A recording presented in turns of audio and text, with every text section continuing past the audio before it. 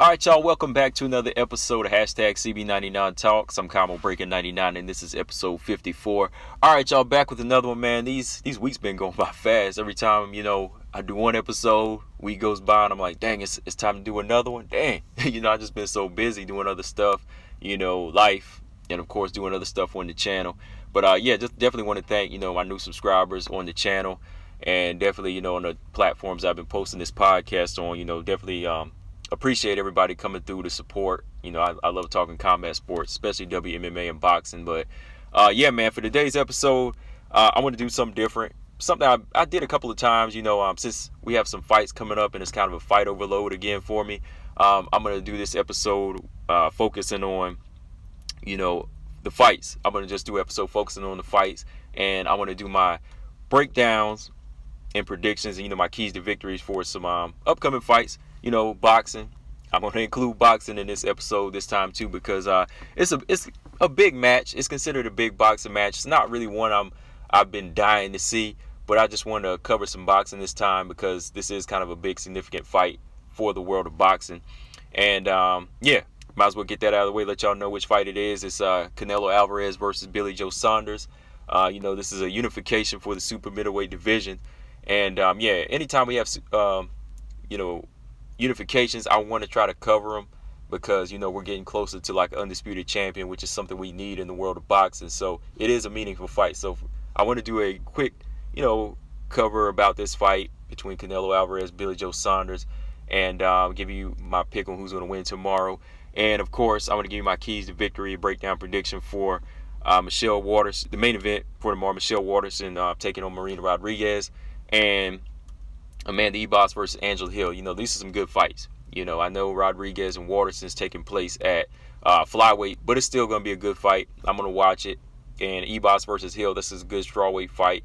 This is Ribas' comeback fight. After the knockout loss to Rodriguez. Hill, she's still trying to climb that ladder. She's been one of those fighters that's always kind of been up and down. So yeah, this is going to be a big fight for her. So yeah, man, just want to go through these fights real quick with y'all, and we can just talk about them on this episode. And definitely want to start getting back on some more boxing, man. That's the thing, man. It's not like I need to get back on boxing. Boxing needs to get back on boxing. Boxing really needs to get back on its game, because right now, the world of MMA, the men, the women, whatever organization it is, they've been really killing it, man. Boxing, they've been kind of taking the back seat because there's been so much talk. Twitter wars, diva demands, just so much postponements. There's never really a straight path on what a fighter in boxing wants to do now. It's just all about the money, which I understand that when it comes to boxing. It's about getting your money because you go through hell in the sport. You break your body to please the fans, to get what you want. You go through hell and back. But at the same time, since you are getting these millions, you're getting more than the world of MMA. Why not go ahead and satisfy the fans and fight the best? Especially when you talk a big game. That's my thing. Like, we have a lot of guys in boxing who talk trash. They say they're the best. Well, if you are the best, there should be no risk. You know what I mean? Like, any guy should get it. Any guy that's considered number one or number two or right under you or calling you out, you should fight him. Now, you shouldn't be trying to take easy fights. There should be no such thing as called easy fights. You know what I mean? Like, for example, everybody wanted Charlo to face Benavidez. There is no risk factor there. There should just be another fight that you should go in there, blow this guy out if you are the best, if you are one of the best guys in the division. That's how I feel about the world of boxing. But with this match coming up here with Canelo Alvarez and Billy Joe Saunders, it's kind of similar, because there's just been so many diva demands and so much talk, and there's just been so much craziness with this fight. Billy Joe Saunders, he's had his demands, and some people been getting on him, but Canelo, he has his demands for his fights. He's pushed like a Hollywood star when it comes to boxing. Even though he's not like the biggest star in boxing, he's pushed like a star where he can make his demands, and you have to follow suit. And my thing is, look, everything should just be somewhat on an even playing field. I mean, a champion should get their demands fulfilled, but not to the point where it handicaps another fighter. You know what I mean? Like, if you're a fighter, you should be able to fight under any circumstances. You shouldn't have to try to take away one champion's ability to make it competitive. You know, not that I'm not. I'm saying, because I'm just trying to be fair here, because I'm not a Billy Joe Saunders fan at all. You know, I'm not a fan of him and his character and how he's kind of presented himself outside of the ring. But I still want to see a good fight between these two. But yeah, man. Canelo, Billy Joe Saunders, it's been a long time coming. This is a fight that's been talked about at 160. It's finally going down at 168, and it's for unification. You know, Canelo, he has the WBC, WBA belts, where Billy Joe Saunders has the WBO belt. And Canelo Alvarez, as y'all know, he's kind of been going through divisions, scooping up titles. Not the best competition, but, you know, he's been trying just to make a legacy. You know, he just wants to definitely secure Hall of Fame status. Not necessarily fighting the best, I will put that on record. But, you know, he is going out there winning titles. And now, you know, he's won middleweight, junior middleweight, what else? Super middleweight, light heavyweight. And now he's making a pit stop at super middleweight, where he plans to become undisputed. This is the division he chose where he wants to go undisputed. So this fight with Billy Joe is the first fight to move into undisputed. Well, it's the second now. You know, after beating Caleb Smith, he's going to go in there, Billy Joe Saunders, then try to cap the year off with IBF champion Caleb Plant. So yeah, man, like I said, leading up to this fight, there's just been so much talk. Fight was on, fight was off. This needs to be done. I need this to have the fight done. But now we're getting the fight. You know, a few days ago, Billy Joe Saunders was complaining about the ring. They said Canelo, he wanted the smaller ring, you know, 18 feet, 20 feet. So Billy Joe, I think he settled for 20 feet or 22 feet. So there we go. That's all we need. You know, let's meet in the middle somewhere. No more diva demands. Let's just have a good fight. So yeah, going into this fight here with Canelo and Billy Joe Saunders, I can't help but favor Canelo in this fight. You know, just because I feel like Canelo Alvarez, not just because he has the judges on his side, but I just feel like Canelo Alvarez has always fought better competition, you know, compared to Billy Joe Saunders. You know, Billy Joe Saunders, he's kind of been in and out. You know, everybody considers him one of the best slick boxers out there. I consider him a slick boxer, but not one of the best, because I just feel like he hasn't really stamped that claim over the past 2 or 3 years now. It's been, like 3 or 4 years since that boxing clinic he put on David Lemieux. So it's not really a fight where we could say that holds weight. You know what I mean? There's expiration date, like I always say. And I feel like Billy Joe Saunders, you know, he'll rise to the occasion when it is somewhat of a big fight. But, you know, over the last few fights, like Martin Murray, I think that's the guy's name he fought. And, you know, a couple fights before that, you know, he just kind of went through the motions of being a boxer, just go in there, get a paycheck, and be done with it. You know, that's kind of how he does. Canelo Alvarez, like I said, he's fought better competition, but not necessarily the best in the division. You know, like he chose to fight Kovalev over Beterbiev or Bivol. You know, he went and got Kovalev's belt.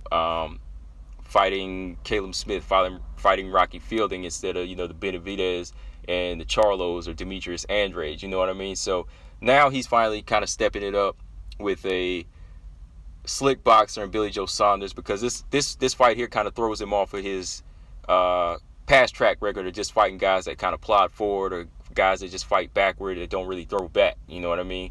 Going in there with a guy like Billy Joe Saunders, this is going to give Canelo a different look, and Billy Joe Saunders style definitely does bring promise to Canelo Alvarez style. So real quick, I just kind of want to go through, and we can just kind of talk about some keys to victory for Canelo Alvarez and then for Billy Joe Saunders.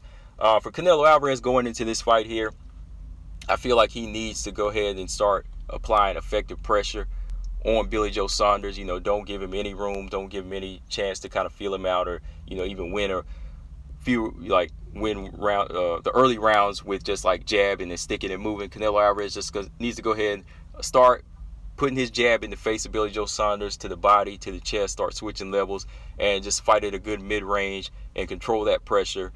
You know, stay at him, not octagon, but cut the boxing ring off. See, that's how long I've been, you know, covering MMA now, man. I'm starting to call. I got the octagon on my mind now. The boxing ring almost came out of my mind. See, boxing, you got to bring it back to my head, man. Boxing has to bring it back now. See, look, I almost forgot about the boxing ring. But yeah, man, Canelo, he has to cut the boxing ring off. He has to cut the ring off. You got to stay in the chest. You got to stay in the face of Billy Joe Saunders.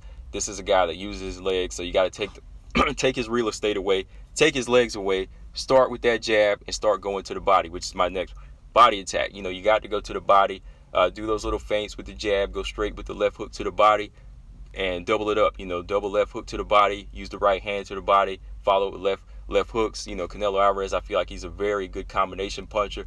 I like his punch selection. When he lets that jab go, he'll follow up, and his punches will just float. Left hook, right hook, and he touches that body good. So body attack is what you need to do to Billy Joe Saunders. Slow him down. Don't give him any chance to start getting into a rhythm. Use his right hand. I feel like Canelo Alvarez has a very good right hand. Billy Joe Saunders, if he does start to get confident and he drops that lead left hand, start again switching levels with the jab and start applying that pressure, and then come over the top with that straight right hand, and see if you can get a reaction at Billy Joe Saunders. If the right hand doesn't land, that's where you come back with that left hook. And so yeah, you got to really stay in the face of a boxer like Billy Joe Saunders, similar to how Canelo did in his fight with Erislandy Lara, which was another close fight against a slick boxer. Erislandy Lara, he uses a lot of movement, a lot of unnecessary movement sometimes, so that kind of wears itself out. So if Canelo Alvarez can also make Billy Joe Saunders move when he wants him to, that's another thing about ring generalship, getting the guy to move where you want him to and move in the direction you want him to be, and also use a lot of movement. So if he can get Billy Joe to do a lot of movement, use his legs a lot, and then start landing that left hook to the body like he did on Erislandy Lara, that's going to get him that success, because that's the first thing you want to do with a slick box. Take their legs away and get your jab going, and then eventually whenever they start to lose that steam in like rounds 4 and 5, you can put that dog on him. And that's probably my last key for Canelo Alvarez is fight on the inside, make it a rough and ugly fight. I feel like Canelo Alvarez, when he puts that high guard up, he can kind of like lean his head on you a little bit, kind of not really headbutt you, but kind of use his head to kind of control you, and then he can start like teeing off with the left hooks and right hooks to the body to break Billy Joe Saunders down. For Billy Joe Saunders, man, he just really needs to be him as far as his boxing ability. I say he needs to go in there and get a fast start against a guy like Canelo, because like we said, when you're looking at a favorite like Canelo Alvarez, you're already behind maybe 3 or 4 rounds. So you need to go ahead and start fast in these rounds. Don't try to just pity pat or showboat, do any of that kind of crap, and you're not landing anything. You want to go ahead and start throwing some jabs out, good solid jabs, making Canelo have to look for you. Use a lot of lateral movement on Canelo, because Canelo has the slower feet in this fight. Has the faster upper body, but his legs are a little bit slow, and he can be a little bit flat-footed. So with Billy Joe Saunders, you want to be in and out at different awkward angles, and you want to just continue to circle, but at the same time, you still want to keep touching. You want to snap his head back with these jabs. Be assertive with your jab. Put some authority behind these shots. You want to snap Canelo's head back so the judges see these shots, and at the same time, you want to be gone. So don't just pity pat, because with you land pity pat shots, Canelo disrespects that, and he'll walk you down and land his combination. Canelo wins the round. So you got to snap his head back if you're going to do single shots, and then you got to move where he doesn't even touch you at all. So last key for Billy Joe Saunders is just to box. Really just do what he does. Just box from the outside. Don't use a lot of unnecessary movement.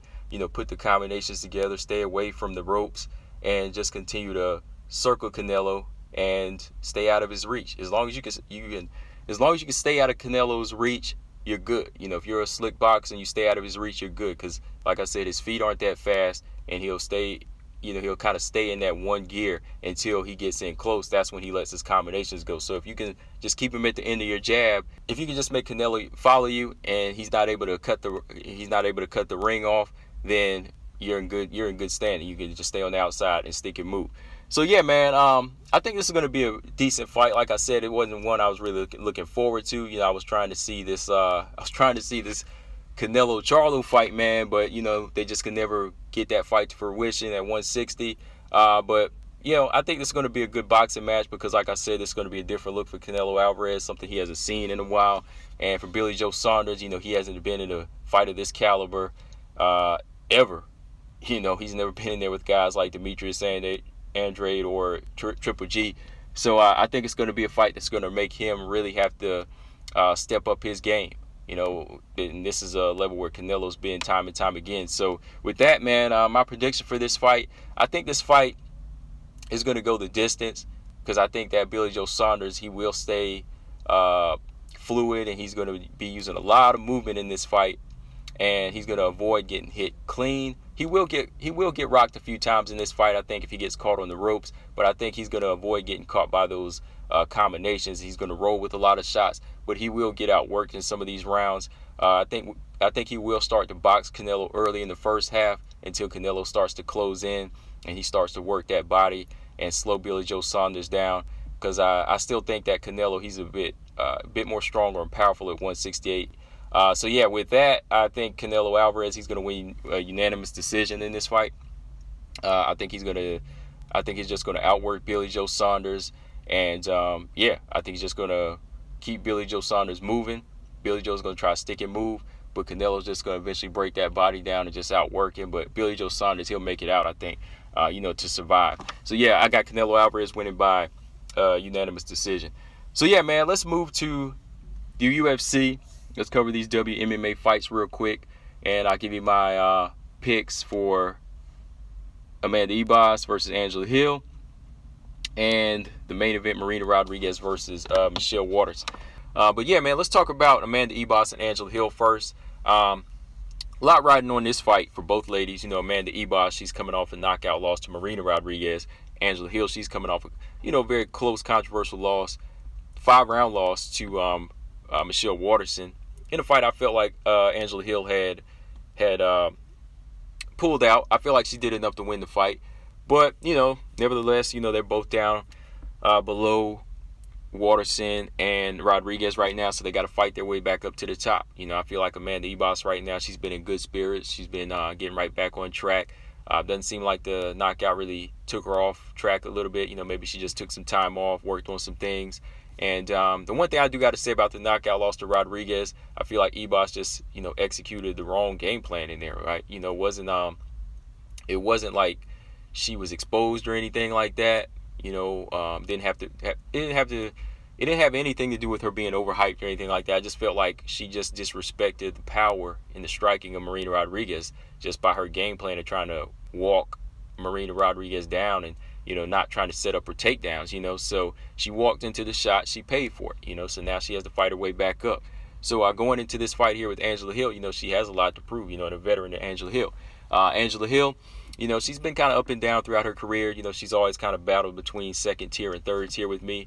And I just feel like she's never been able to reach that top 5 just because, she's never hit that level up. She's not a fan favorite on the judges' scorecard. So, it's either going to be these two things. She's going to have to become a knockout artist, start sitting down on those shots, or she's going to have to become a submission artist, start submitting people. She can't go the distance anymore for real. Like Angela Hill doesn't have that style where she can just dominate like Joanna, that type of power and that type of thump on her shots where she just beats people up, because even though she can touch you, people still keep coming because they don't respect her shot. So Angela Hill has to go into this fight with Ribas and make that approach like Marina Rodriguez did as a striker. She has to go in there and counter and get that respect early from Amanda Ribas. So yeah, my keys to victory for both of these fighters. First, let's start with Ribas. For Ribas, I feel like she has to go in there and just cut the octagon off, because Angela Hill is going to be doing a lot of movement, a lot of lateral movement to get her shots off. So Ribas, she has to be smart with the way she comes in. Don't bull rush. Just cut the octagon off, stay in the chest, stay at a good mid-range, and just continue to cut off Angela Hill's real estate. Don't give her any space to work. When she cuts her off, start going to Angela Hill's body, start landing good kicks, close in and get that clinch work, and you just want to stay in the face of Angela Hill. Don't give her any space to land anything. You just want to stay putting that pressure on to keep Angela Hill on the back foot and make her have to work hard, and just take away the legs and make her use a lot of energy, because sometimes Angela Hill, she can kind of fade in that second and third round. So stay in the face, just cut that octagon off, be smart about it. Next up, use the jab. Amanda Ebas, I feel like she has a good, straight, powerful jab. She can throw it in different ways, different angles. She can use it as a setup to takedowns. She can use it as an offensive weapon, like she did against Mackenzie Dern, to set up her nice right hand. So throw that jab out there. Use it as an offensive weapon. Use it as a defensive weapon. Use it as a weapon to get your takedowns, which goes to my last key to victory. Don't waste time. Get those takedowns. You want to take this fight to the ground. Amanda Ebas, she's a black belt in BJJ. Her history goes way back. We talked about that. Her jiu-jitsu is just off the radar compared to somebody like Angela Hill. So don't waste time. Go into this first round, just like you did against Marina Rodriguez. Start throwing that jab. Like I said, stay in the face. And then whenever Angela Hill throws those kicks, boom, get that single leg. Keep the fight down. If it looks boring, fans boo, just keep it there. Stay on top control. Get that ground and pound in. Stay in that side control. Stay in the guard and just work Angela Hill. If she tries to go for that fence, that's when you go in and get that triangle. You try to get that arm bar. So stay on the ground in this fight. Like I said, you want to use those things like cutting the octagon off in the jab if Angela Hill's using a lot of movement. But eventually you want to take this fight to the ground for however many rounds you need, until you get that submission win. So definitely want to stay on the ground and keep it there against Angela Hill. Angela Hill, like I said, going into this fight as a stand-up fighter, she needs to start becoming a bit more aggressive and put a lot more authority on that jab. She has a nice overhand right, but I'd like to see more straight shots from her. She's a very muscular girl. I'd like to see more strong punches from her and not just, quick pity-pat combinations. I want to see her do more damage. Last time out against Ashley Yoder, I had a question mark over my head because I was like, man, like she's dominating and she's doing whatever she wants against Ashley Yoder, but she's not stopping her. Why? I'm like, she's going to the body, she's going to the head, she's kicking, she's teeing off on this taller, longer girl, but why is she not like fully being able to sit down on her shots here? Like, she's never even like setting up one big accurate shot. Like, is she just like to throw and just keep landing? Like, why is she not trying to get this girl out of there? And that might cost her the fight this time around. So for Angela Hill, early in this fight, when Amanda Ebas tries to put that pressure on and tries to get those takedowns, you want to use angles. Angles are your friend. Angles are Angela Hill's friend in this fight. You want to put those angles. You never want to step straight back. You want to use those angles to set up your right hand, good counter shots, and that will score you knockdowns. Like, if you can't hit hard, use these angles to disrupt the fighter's momentum. So whenever, say if Amanda Ebas does bum rush her, come straight at her for a single leg, you want to throw that knee up, or you want to throw that left hook over the top and catch him on the temple, or you want to throw that right hand straight down the pipe at an angle, and it'll usually knock them off balance. You can score some knockdowns that way. So angles are going to be her friend in this fight, just to get out of harm's way, and just so she can score some good counter shots and make Amanda Ebas reset. And so Angela Hill can also reset. So angles are going to be her friend in this fight all the way. Never step straight back, never go straight forward. Always come in at an awkward angle. Land those leg kicks to break Amanda Ebas down and just keep her off rhythm. Next up, stick and move. And by stick and move, you can kind of include this in angles. I want to see Angela Hill, I want to see her in the center of the octagon on the back foot at times, but not on the back foot always. I just want to see her keep control of the center of the octagon and stick and move, just step side to side. Keep the jab in the face of Amanda Ebas. Use that timing, land good flurries, stick her and move, but put some, go in there and, put those combinations together and move side to side so Amanda Ebas just continues to have to reset. So those kind of go hand in hand, using the angles and sticking and moving. Because you stick and move, you don't want to just do a lot of unnecessary movement. You want to move with a purpose, move with the cause. Last but not least, put some respect on, put some respect on those shots. That's why I say with Angela Hill, you got to be a finisher in there of some sort. If you haven't worked on your jiu-jitsu enough to get submissions, start knocking these girls out.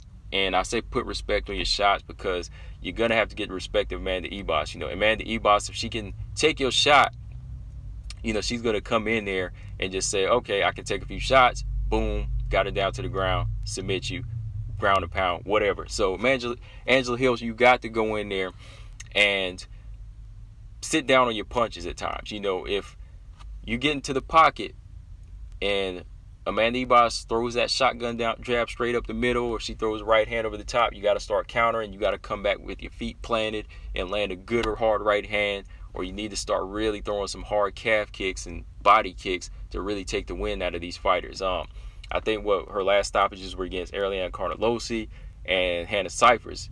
And, even those fights, they were just stopped. They're stopped by the ref. But in this fight, you need to really do some damage, put some respect on those shots. So Amanda Ribas won't continue to come in your zone, and she'll start to have to think on how to come inside, if you continue to hit her with hard, authoritative shots.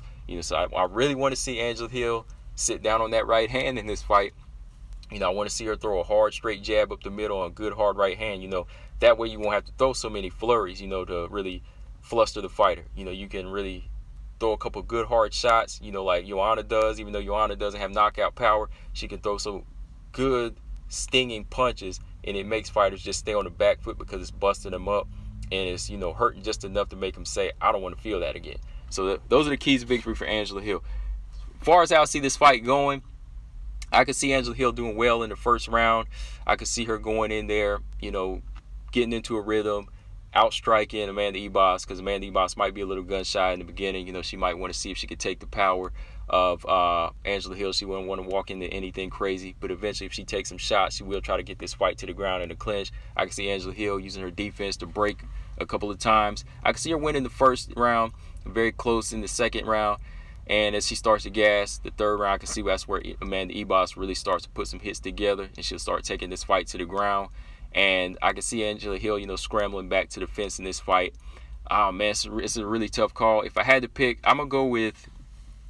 since I'm looking at Angela Hill, her veteran skills, I'm going to go with Angela Hill by a very close decision. But if it gets taken to the ground, I can easily see Amanda Ribas submitting Angela Hill as well. If Amanda Ribas doesn't feel the respect from the shots of Angela Hill, she's going to go in there in the first round, and I can see her taking Angela Hill down in the first round and second, and eventually getting the submission win over. But Angela Hill, if it stays on the feet, I feel like she could win. It's a very tough fight to call, but I'm gonna really go with Angela Hill by decision in this one. Let me know, guys, what y'all think. All right, so main event: Marina Rodriguez versus Michelle Waterson. Like I said, this is gonna be a good fight. That's all I can tell you. I know it's going to be a good fight because, I like the stand-up of Marina Rodriguez. Michelle Waterson, she does come. She put on a good fight. She's a good stand-up fighter as well.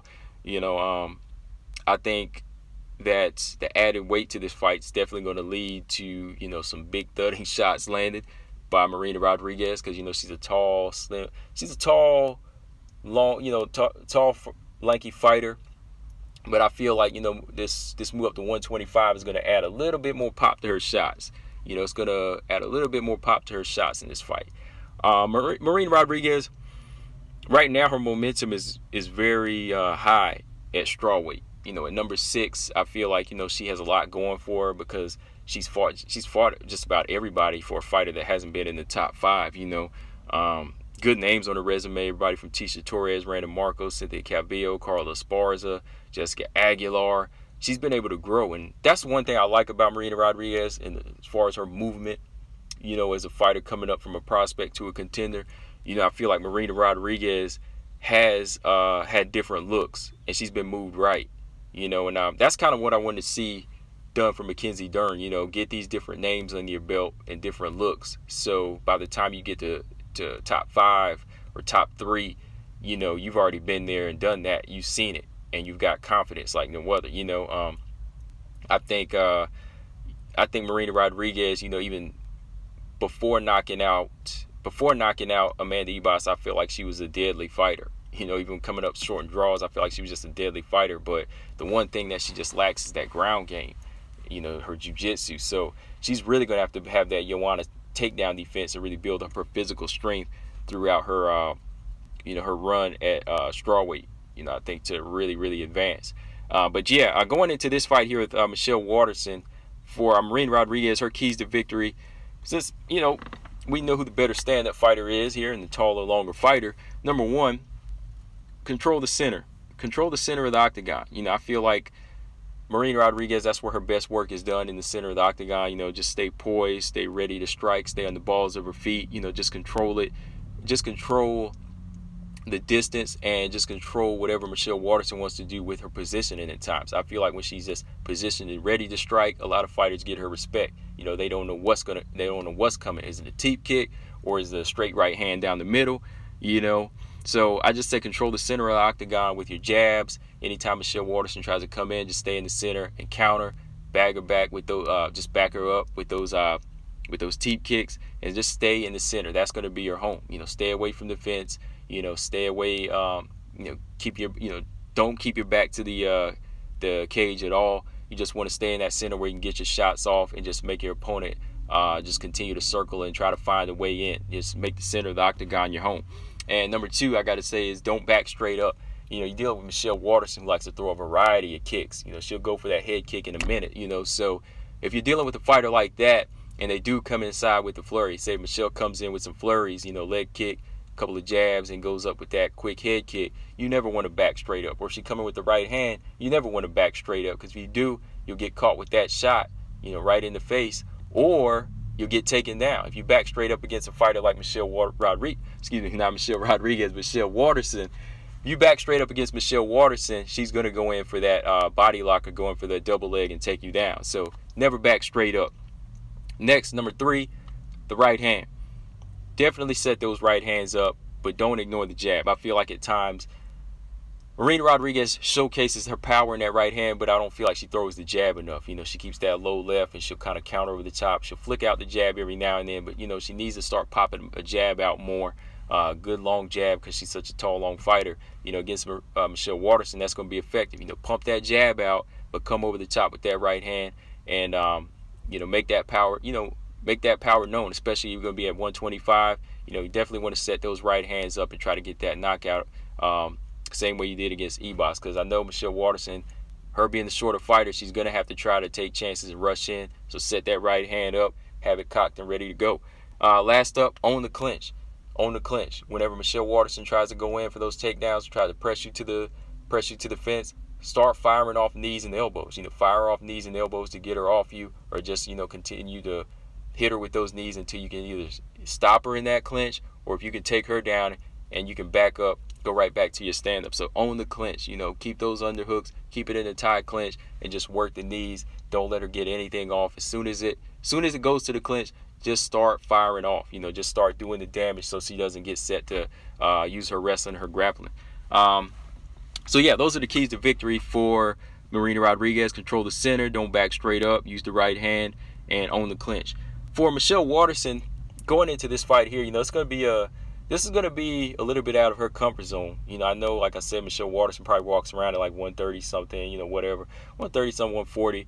But her being starting off at atom weight, then moving up to straw weight, I feel like this is going to be a tough fight for her. She's a shorter fighter here, and she's just naturally smaller than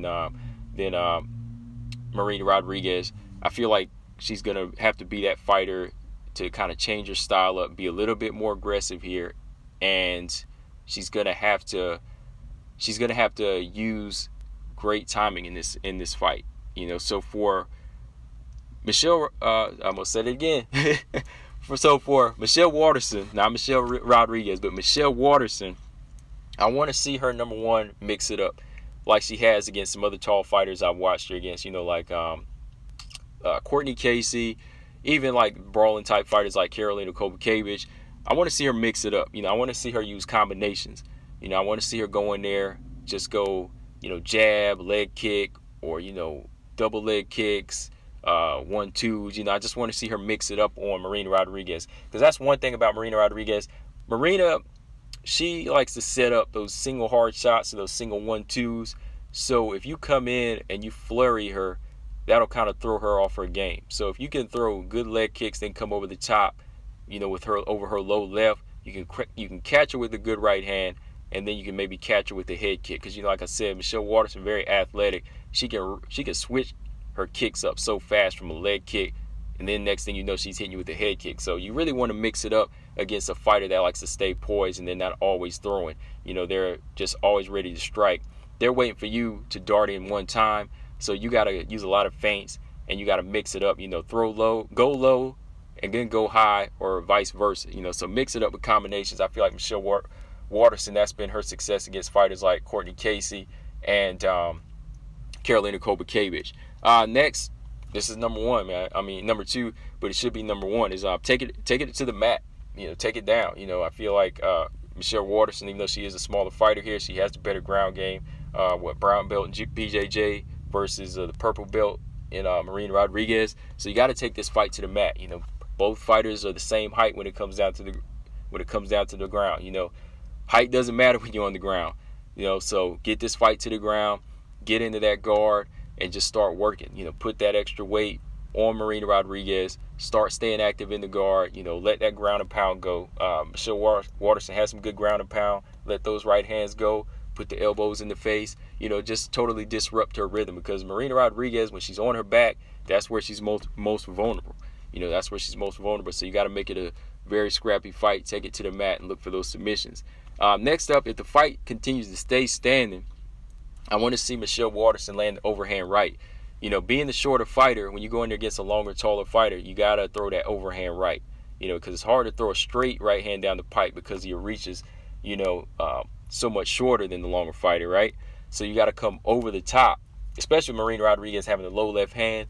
You want to flick your jab out, use feints, use that lateral movement, and then eventually throw those leg kicks and come over the top with the overhand right. And that's how you really generate power on a taller fighter. You come over the top, and as it comes down, it's going to land with a lot of authority on that taller fighter. So I want to see the overhand right from Michelle Waterson in this fight. Next, last but not least, be first. Got to be first in this fight. Don't fight behind Marina Rodriguez. You let her get into a rhythm, and you let her start picking you apart with those hard shots. It's just going to be all downhill from there. I feel like Michelle Waterson going into this fight, even though it is going to be a 5-round fight, you want to be first every round and just kind of disrupt the rhythm of Marina Rodriguez. Never let her get into a rhythm. Don't fight behind her. Just continue to mix it up, throw combinations, and win rounds by getting the takedowns. That's how you're going to get these. That's how you're going to get these rounds, is if you continue to take her down. Don't ever let her get her into a rhythm with her striking, because we know who the superior striker is in this fight. So even though she is, be first with whatever it is you want to do. So after looking at these keys to victory, let's see, and also factoring in the weight, who's going to benefit from the weight more so. If I had to pick, I'm going to go with Marina Rodriguez in this fight. I think, with her size and her height and just her accuracy and her ability to, just land some very hard strikes and just keep this fight at bay, just like she did against Tecia Torres at times, and, had great success against, fighters like, Tecia Torres and Cynthia Calvillo. I think that Marina Rodriguez, she can win this fight either by a late round stoppage or unanimous decision. If Michelle Waterson stays tough and stays durable, stays in this fight, she could probably try to survive, win a few rounds with her takedowns, probably like the mid rounds, because that's where she's going to have to be to get a single round. I feel like, I just feel like at times the power is going to be too much from Marina Rodriguez, and I think that eventually whenever she catches up to her, she's just going to pick her apart. She's going to rip her lead leg and, just walk her down and keep the pressure on Michelle Waterson. And eventually, like I said, if she doesn't stop her, she will win a unanimous decision. So, I'm going to go Marina Rodriguez in this fight by unanimous decision. So, that's my picks for fight night. Going back to the boxing match between Canelo and Billy Joe, I'm going to go with Canelo by unanimous decision. I'm going to go with Hill, not by unanimous decision, but I'm going to go with Hill by close decision. Or Ribas by submission. Either one of those, man. That's a close one, man. I just can't call on that one, man. That's a 50-50 fight, man. But I'm not for sure about that one, man. It's like one of those two. For Marina Rodriguez versus Michelle Waterson, I'm going to definitely go with Marina Rodriguez, though, by unanimous or late round stoppage in that fight. I feel like her skill is her stand-up skill and her power is really going to show at 125, and she's going to get it. So guys, that's pretty much all I got on this episode. Like I said, just want to go back and do some keys to victory for y'all, and for y'all new listeners, that's how I usually do even on the channel. I just drop these type of videos sometimes, but want to do a podcast episode as a whole. And I'll be back with another episode, guys, probably quicker, sooner than later, because I just watched PFL last night as well, and some things I want to talk about in the PFL world as far as Kayla Harrison, man, which I got a video coming right now. As soon as I get off this episode with y'all, I want to talk about Kayla Harrison real quick. Not really a rant, but just some things that she said that didn't really sit right with me. But yeah, guys, like always, make sure y'all subscribe here to the YouTube channel, Combo Breaker 99. And yeah, go to these different platforms y'all can see here to subscribe to hashtag CB99 Talks. I'm on Spotify, Stitcher, Google Play, not SoundCloud, but iTunes, Google Play, iTunes. So yeah, got some new people signing up there, and see some people dropping some reviews too for me. I appreciate that. So if you have an iPhone, go ahead and subscribe. Just go ahead and subscribe. Support, and hit a 5-star review on there, and also just leave a comment about what you think of the show as well. And yeah, do the same if you're on Google Play, Stitcher, or Spotify. Yeah, man. So yeah, appreciate that. Everybody that's been coming through. Channel's been growing a little bit more and more. I like it to grow. I like it to grow. More, man, more than what I've seen, though, because I just want to continue to keep doing this, guys. But yeah, I'll be back with another episode, guys, and I'll be on live stream tonight. Combo Breaker 99. I am out. Subscribe. Peace.